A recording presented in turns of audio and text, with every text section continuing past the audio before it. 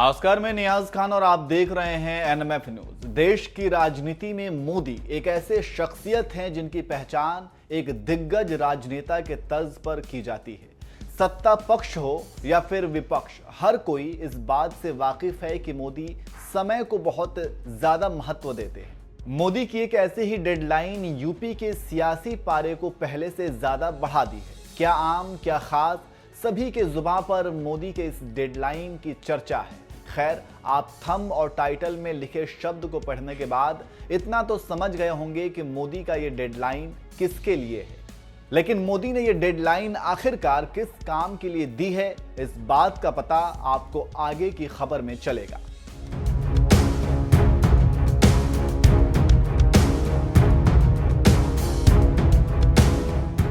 राजनीति की समझ रखने वाले राजनीतिक पंडित भी मानते हैं कि मोदी का अगला कदम क्या होगा, इसका अंदाजा लगाना मुश्किल ही नहीं नामुमकिन है।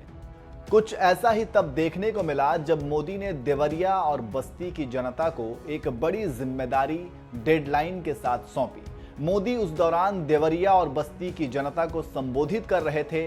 मोदी की जनसभा में जिधर भी नजर जा रही थी, बस भीड़ ही भीड़ नजर आ रही थी। इसी दौरान मोदी ने जनता को एक बड़ी जिम्मेदारी सौंप दी और इसी के साथ एक डेडलाइन भी दे दिया।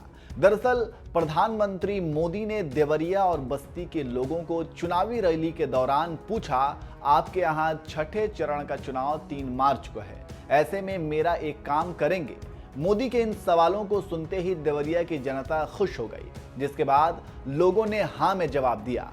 तब प्रधानमंत्री ने कहा, 3 मार्च से पहले घर घर जाइए और सभी से बोलिए कि मोदी जी ने प्रणाम भिजवाया है।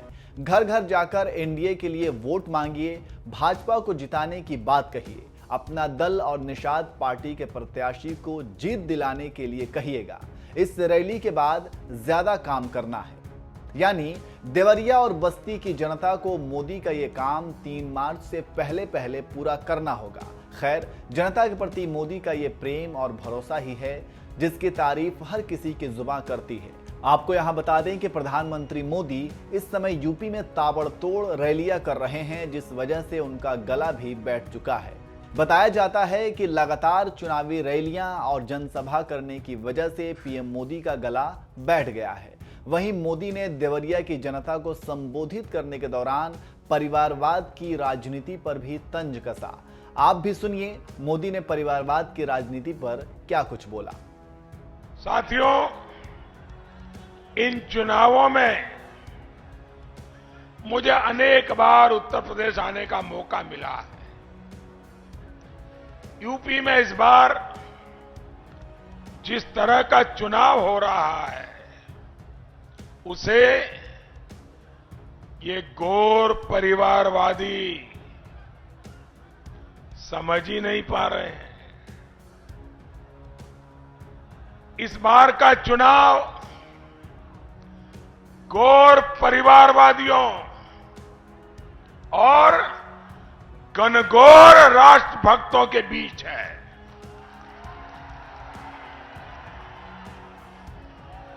इस चुनाव में परिवारवादियों के खिलाफ दलित, शोषित, पीड़ित, वंचित सबके सब एकजुट है। इस चुनाव में परिवारवादियों के खिलाफ पिछड़ा वर्ग भी एकजुट है और सामान्य वर्ग ने भी उन्हें पटखनी देने की ठान ली है। इन परिवारवादियों ने अपने 5 साल में गरीबों पर जितना अत्याचार किया, वो मेरे गरीब भाई बहन उसे कभी भूल नहीं सकते।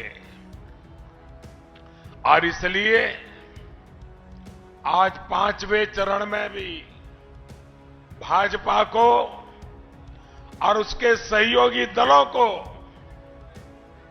अपना दल हो, निषाद पार्टी हो, एनडीए को जमकर वोट मिल रहे हैं और हर तरफ एक ही गूंज है, आएगी तो भाजपा ही, आएंगे तो योगी ही। बहरहाल मोदी ने जिस तरह से देवरिया और बस्ती की जनता पर भरोसा जताया है, इस पर आपकी राय क्या है, कमेंट करके आप हमें जरूर बताइएगा। ऑपरेशन गंगा चलाकर हम यूक्रेन से भी हजारों भारतीयों को वापस ला रहे हैं।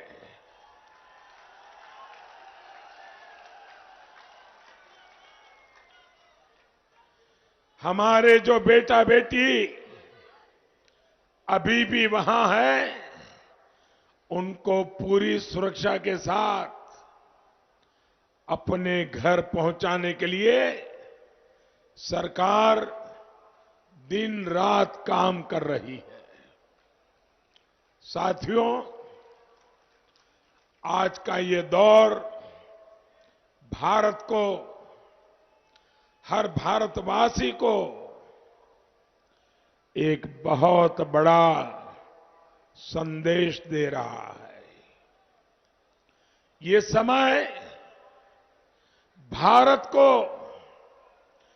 ज्यादा से ज्यादा ताकतवर, भारत को आत्मनिर्भर बनाने का है। ये समय जात पात से ऊपर उठकर, छोटी छोटी बातों से ऊपर उठकर राष्ट्र के साथ खड़े होने का समय है।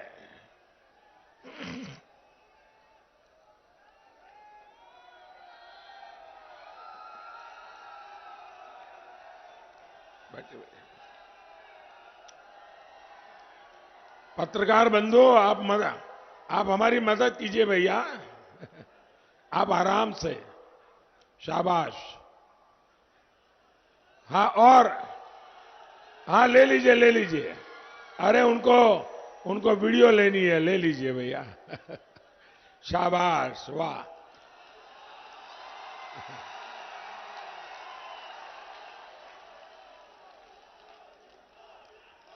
आपका काम हो जाने के बाद अगर मुझे इजाजत देंगे तो मैं अपनी बात शुरू करूंगा। तो आप थोड़ा नीचे उतर जाइए कृपा करके, ताकि पीछे किसी को तकलीफ ना हो।